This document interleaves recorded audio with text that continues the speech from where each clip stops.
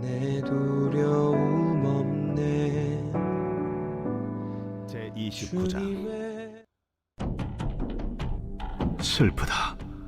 아리엘이여, 아리엘이여, 다윗이 진친 성읍이여, 해마다 절기가 돌아오려니와 내가 아리엘을 괴롭게 하리니 그가 슬퍼하고 애곡하며 내게 아리엘과 같이 되리라. 내가 너를 사면으로 둘러 진을 치며 너를 내워 대를 쌓아 너를 치리니 내가 낮아져서 땅에서 말하며 내 말소리가 나직이 티끌에서 날 것이라. 내 목소리가 신접한 자의 목소리같이 땅에서 나며 내 말소리가 티끌에서 찌꺼리리라. 그럴지라도 내 대적의 무리는 세미한 티끌 같겠고 강포한 자의 무리는 날려가는 겨 같으리니 그 일이 순식간에 갑자기 일어날 것이라. 만군의 여호와께서 우레와 지진과 큰 소리와 회오리 바람과 폭풍과 맹렬한 불꽃으로 그들을 징벌하실 것인즉 아리엘을 치는 열방의 무리 곧 아리엘과 그 요새를 쳐서 그를 곤고하게 하는 모든 자는 꿈같이 밤의 환상같이 되리니 줄인 자가 꿈에 먹었을지라도 깨면 그 속은 여전히 비고 목마른 자가 꿈에 마셨을지라도 깨면 곤비하며 그 속에 갈증이 있는 것 같이 시온산을 치는 열방의 무리가 그와 같으리라. 너희는 놀라고 놀라라. 너희는 맹인이 되고 맹인이 되라. 그들의 취함이 포도주로 말미암음이 아니며 그들의 비틀거림이 독주로 말미암음이 아니니라. 대저 여호와께서 깊이 잠들게 하는 영을 너희에게 부어주사 너희의 눈을 감기셨음이니 그가 선지자들과 너희의 지도자인 선견자들을 덮으셨음이라.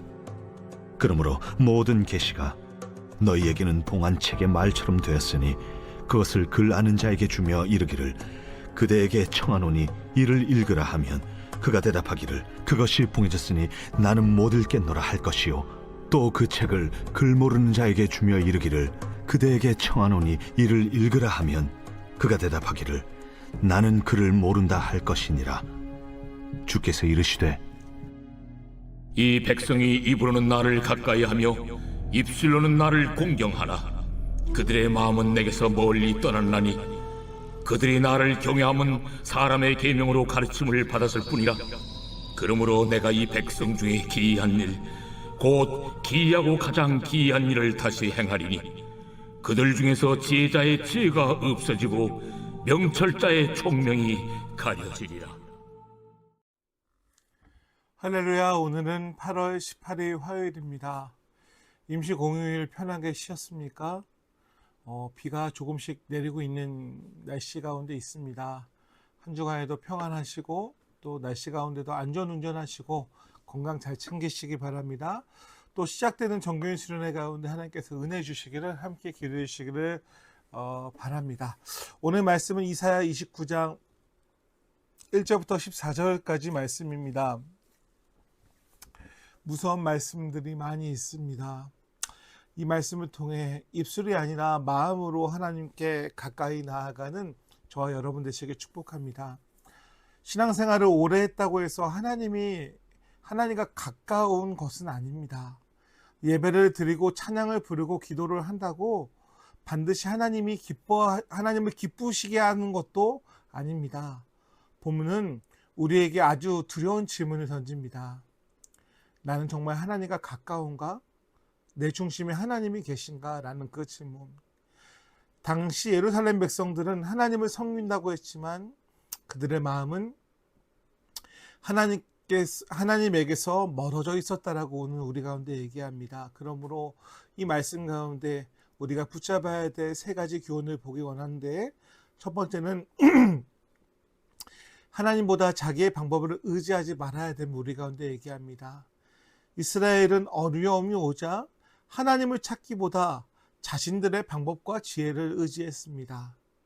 근데 그 모습이 이스라엘만이 아니라 오늘을 살고 있는 저의 모습이고 우리들의 모습이고 현대인들의 모습도 마찬가지입니다. 문제가 생기면 먼저 계산을 하고 사람을 찾고 내 경험을 의지합니다. 기도는 마지막에 합니다. 그러나 믿음은 내 방법을 내려놓고 하나님의 방법을 신뢰하고 선택하는 것이 믿음입니다. 사랑하는 성도 여러분, 우리가 아무리 많이 알고 경험해도 하나님보다 지혜로울 수는 없습니다. 오늘 하나님은 우리에게 말씀하십니다.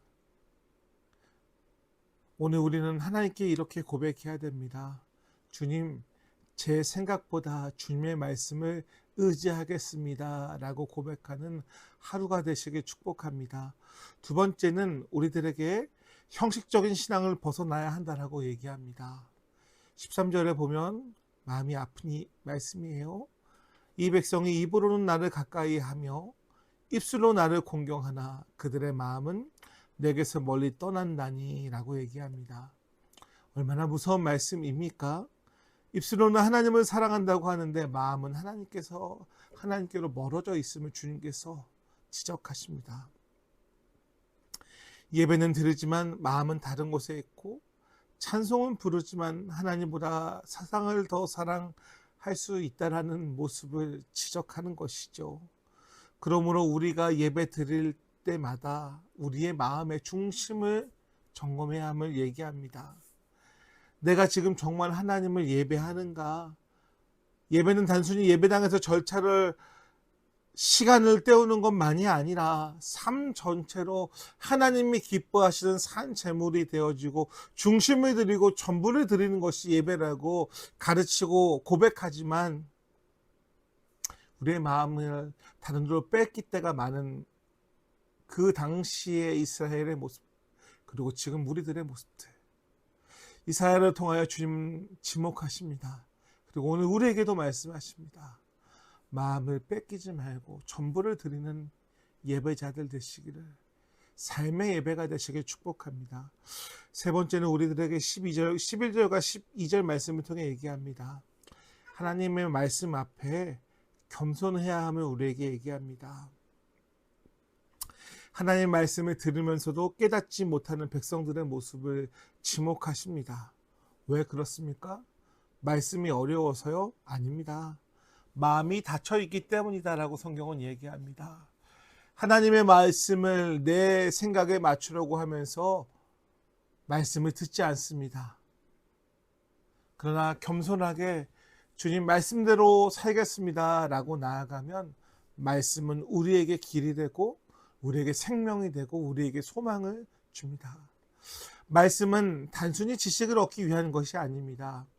우리를 예수님 닮은 사람으로 변화시키기 위해 주신 길라잡이이고 선물입니다. 그러므로 말씀 앞에 우리의 마음을 열어야 함을 오늘 말씀은 우리에게 얘기합니다.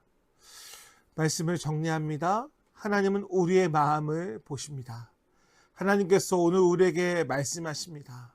너는 입술로만 나를 섬기겠느냐 아니면 마음으로 나를 사랑하겠느냐?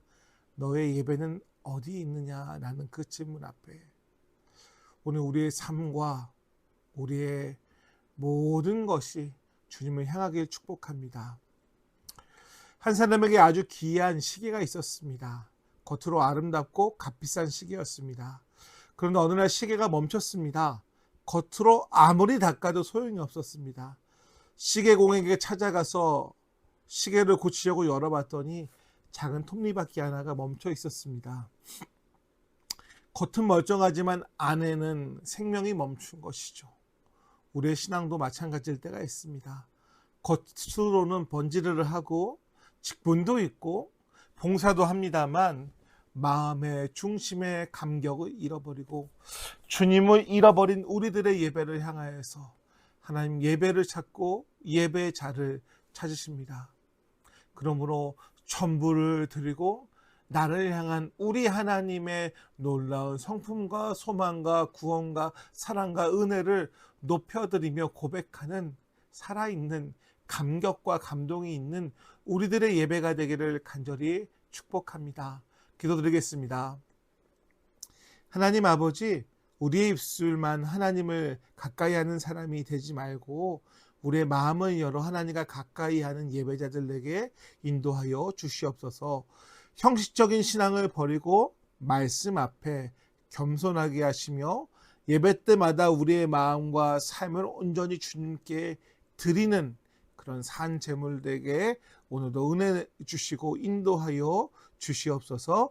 감사드리며 예수님의 이름으로 기도드립니다. 내 힘이시며 오 주